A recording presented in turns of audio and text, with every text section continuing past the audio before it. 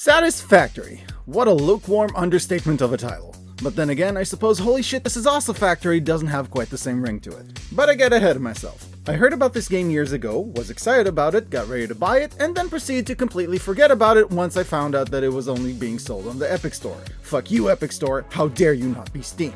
But as of recently, Satisfactory is also available through Steam. It's still in early access, and I don't usually buy games that have a big incomplete tag on them, but for whatever reason I decided it's about time and pulled the trigger. Originally I was recording this video as a let's play, but after realizing it would take way too many videos to show the true scope of the game and get to the parts I loved most, I decided to summarize it all into an editorial. So let's dive in. What is Satisfactory?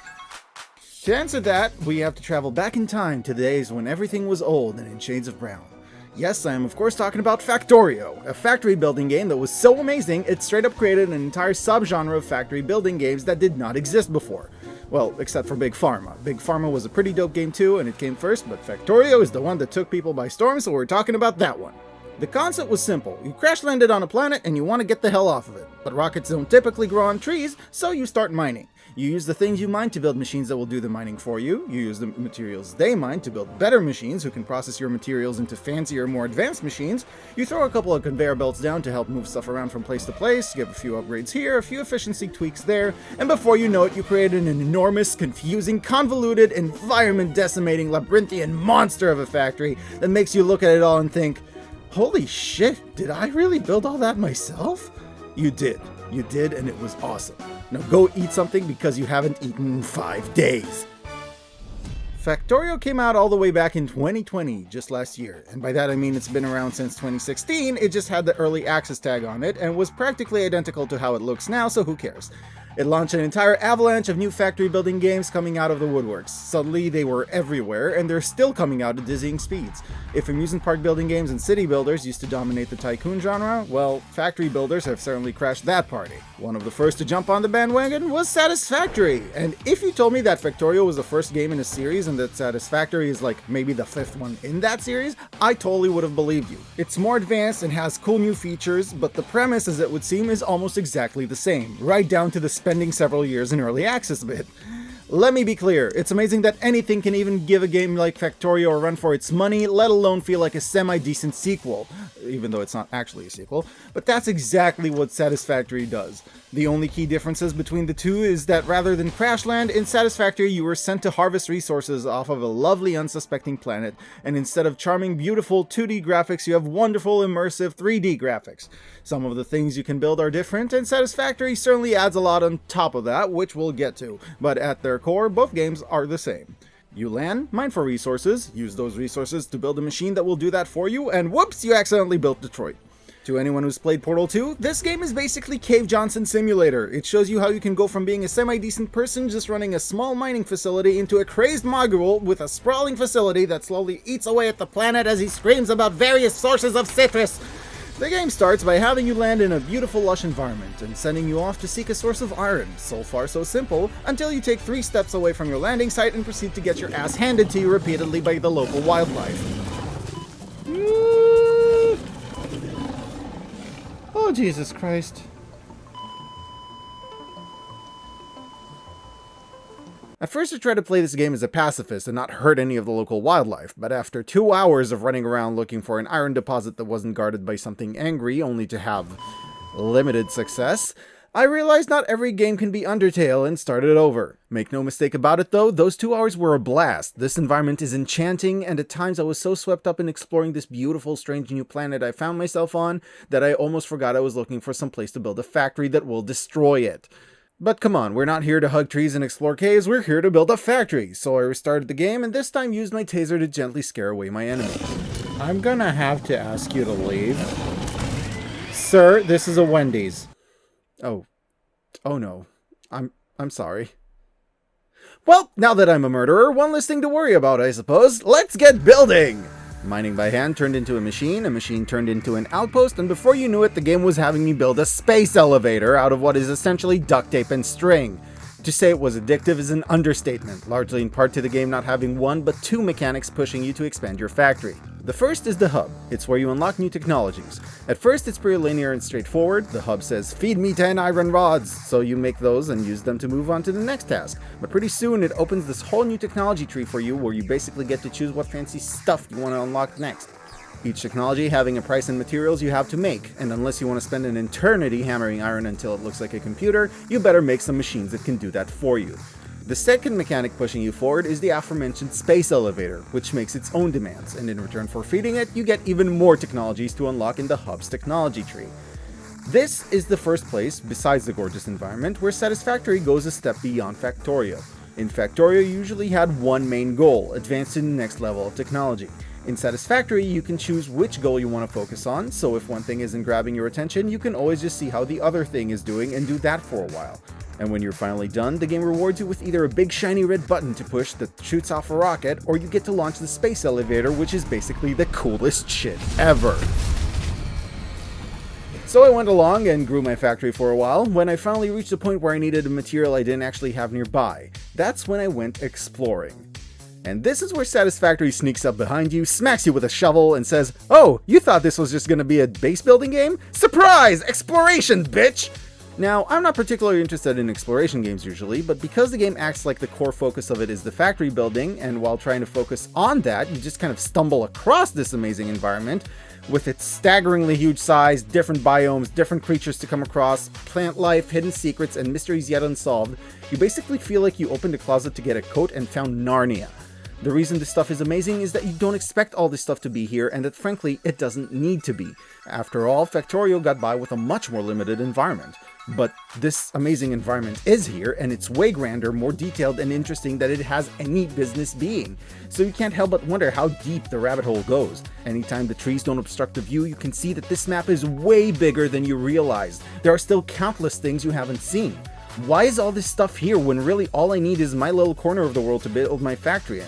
That's when curiosity kicks in and you really start exploring. Not just because the game told you to, but because you're genuinely curious what's out there. And a game that can trigger that in you is definitely doing something right. I'd spend hours running around mountains and caves, trying to navigate this mad landscape, discovering beautiful grand views, mysterious objects, hidden treasures, strange new plants and creatures that range from the adorable to the horrifying.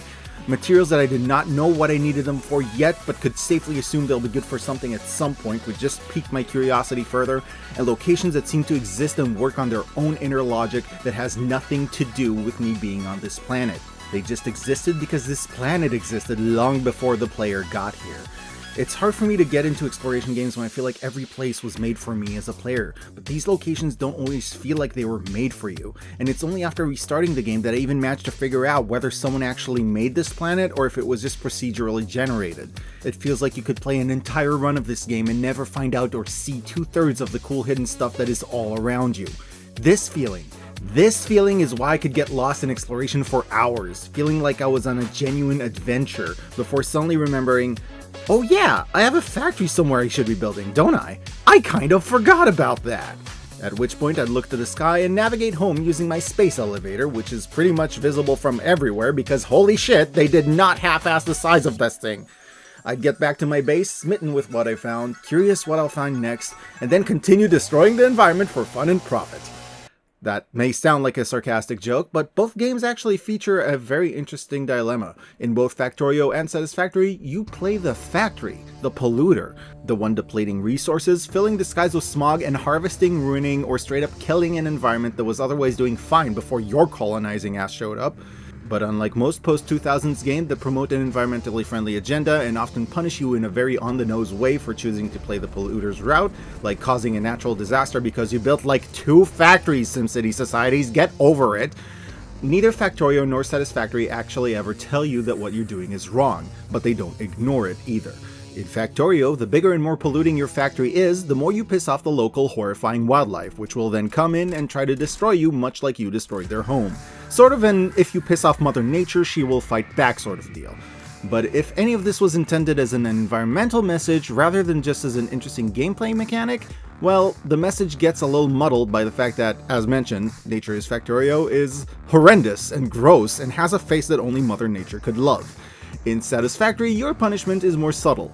It's seeing this wonderful, beautifully crafted, lush environment turn flatter, blander, and more mechanical as you cut down trees to make room for machines, build concrete structures that hide wonderful vistas, and use the plants as fuel for your power generators, until you're left with an area that's much more barren and bland than it was when you started. Obviously, you could just not care. The game doesn't straight up punish you for it, and if you're just in this for the building and nothing else, by all means, build away.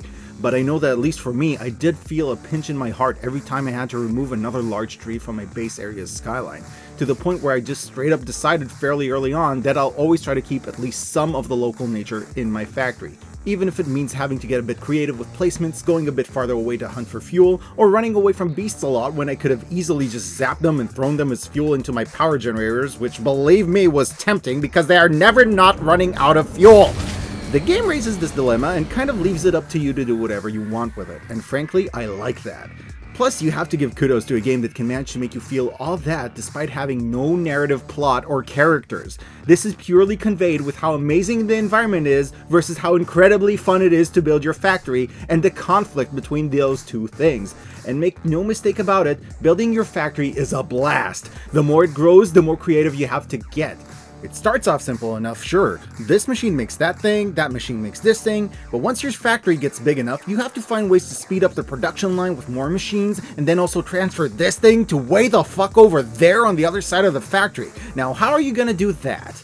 Next thing you know, your factory looks like a Los Angeles interchange, and getting around it stops being about running and starts being about parkour. And it's pretty amazing the first time you find yourself standing inside something you built and designed and realize, holy shit, I'm lost. I have a pretty good sense of direction, but I ended up having to paint my hub pink just so I don't get lost as much. Satisfactory has an online Discord community and even has multiplayer support. Keyword being support. Nobody is forcing you to play nice with any of the other kindergartners, and you could always take your building blocks and sit in single player world by yourself if you want. But if you want to socialize, mix things up, learn from other people, be the one to help them with their mega projects, or just invite people to your world so they can go, "Oh wow, Tommy, that's such a cool factory you built. You're so cool." playing online is a pretty fun option. Plus, it's always fun hearing someone go off to explore the world, exclaim in awe as they find something truly breathtaking, before screaming like a chihuahua because something with teeth showed up.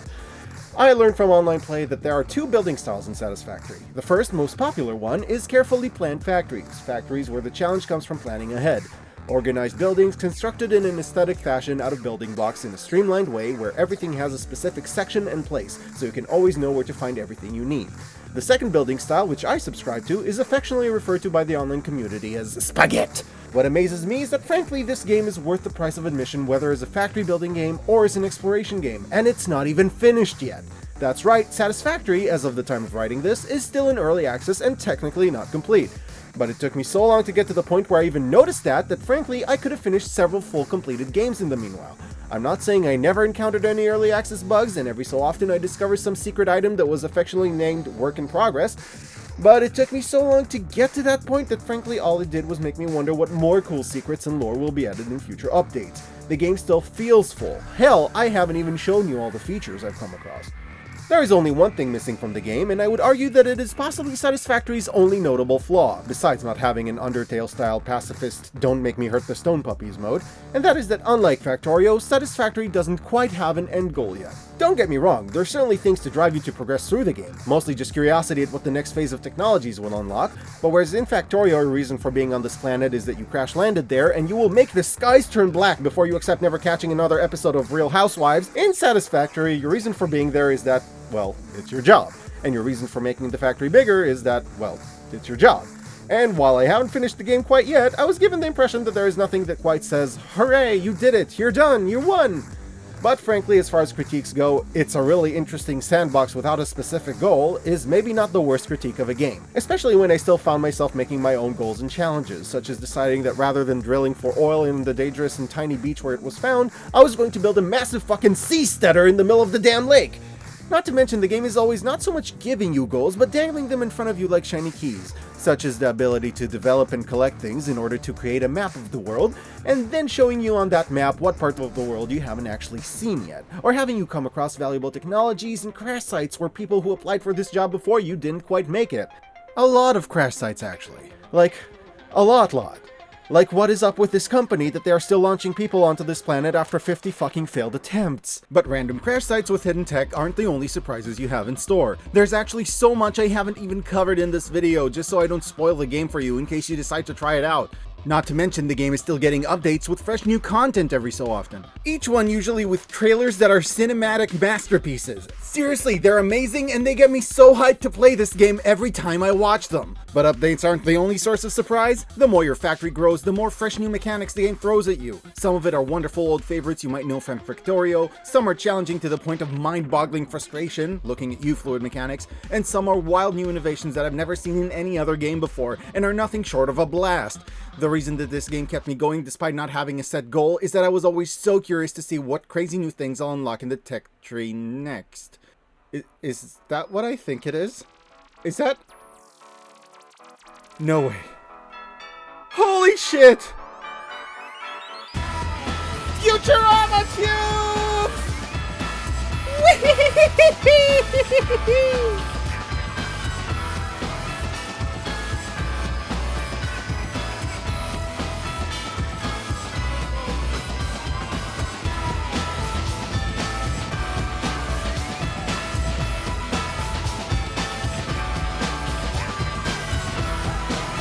This game has Futurama cubes that you can build and design yourself. This is the best game ever. Fuck you, I'm Tommy, go buy this.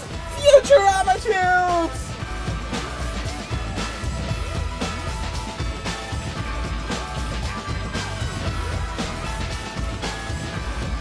Thank you for watching this video. If you liked it, please let me know. I was Tomix and oh shit. Where do I land? Where do I land? Where do I land?